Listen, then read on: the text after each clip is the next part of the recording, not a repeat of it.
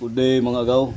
Ito po yung ipapakita ko sa inyo kung paano po ako maghasa nitong sanggot o yung karet na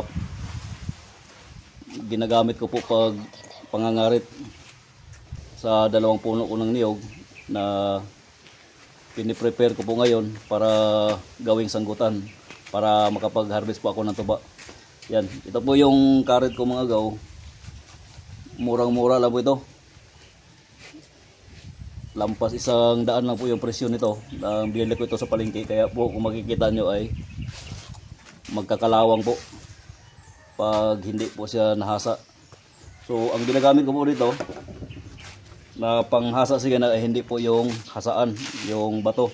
Ito po yung clay pot o galing po sa clay na lupa na ginawa pong painuman ng manok ko dito. At ito po ay pinupulbo ko po. Yan, kung makikita nyo, ito, pinupulbo. Ito po yung ginagamit kong panghasa para po manipis na manipis o smooth po yung resulta ng pagkakahasa niya. Yan. So, ganito lang po yung ginagawa ko noon mga agaw habang ako po ay nananggot noong nakaraang mga taon. Ay ganito lang yung ginagamit ko. So epektibo naman po. Meron po akong nakita doon sa iba na ang ginagamit po nila ay yung sinturon na balat ng hayop, sinturon na ginawang sinturon. At yung iba naman po ay abo ng pinagsunugan na kahoy. So ang akin ay ganito lang. So okay naman po ito. Proven and tested ko na po ito. So ganyan lang po. Lagyan ng konti at saka siyempre babasain. Lagyan ng tubig. Yan, maraming langgam dito mga agaw. Pinagat na yung paa ko. Yan, so ganito lang po yun. Bali isang haguran lang po. Hindi po pabalik-balik. Para smooth po yung kalalabasan niya. Ito ay matatanggal lang po at idinikit ko lang po dito sa poste ng bubong. Ayan. Bali one side lang po, isang haguran lang, hindi na yung pabalik-balik.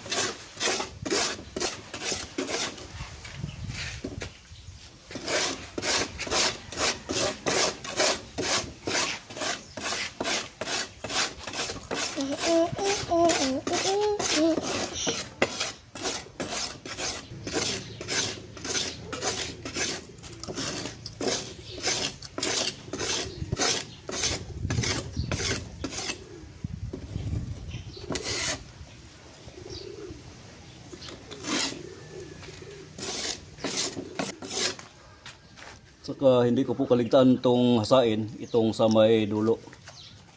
Kasi gamit na gamit po ito pang tabas doon sa may mga ginit.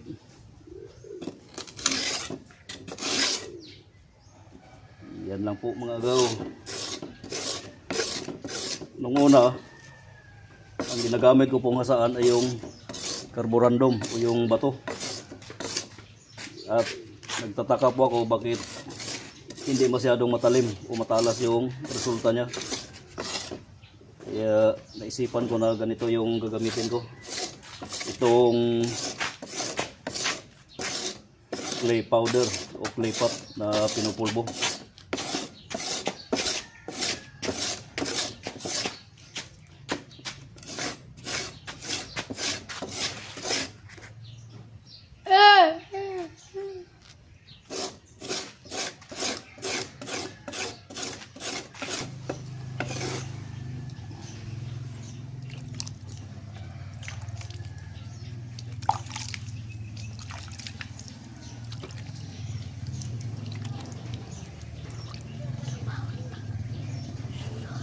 Yan. So, konti pa, kulang pa. Itong dulo ay pwede ikiskito ng paabante at paatras.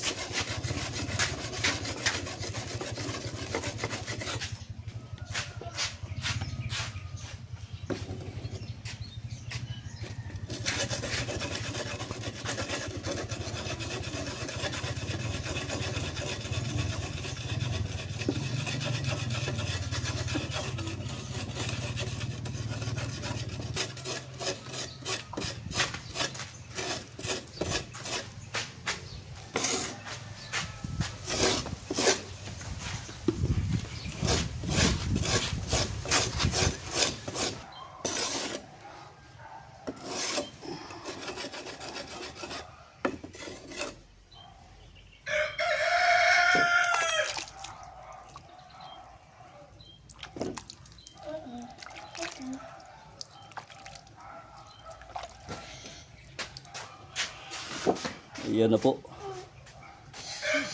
Malinis na. At saka matalas na rin po. Ayan. Nakakangilo po yung talas.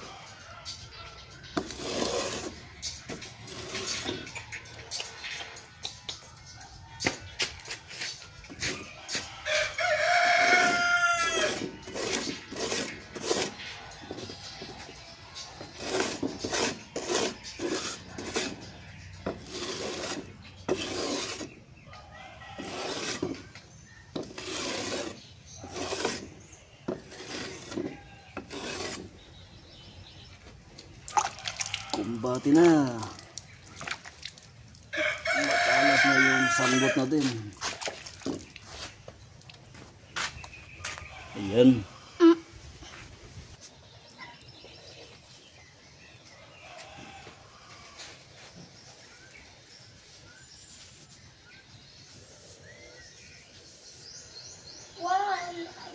Ayan na po.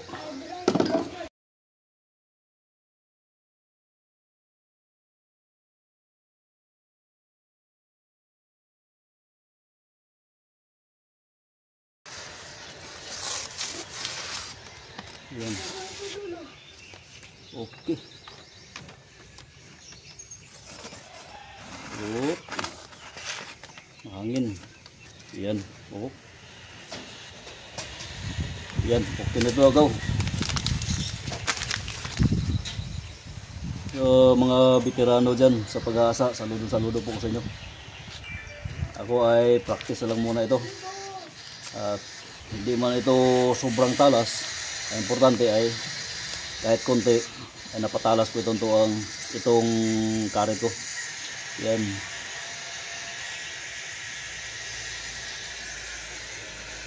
Yan, ito na mga gaw. Yan.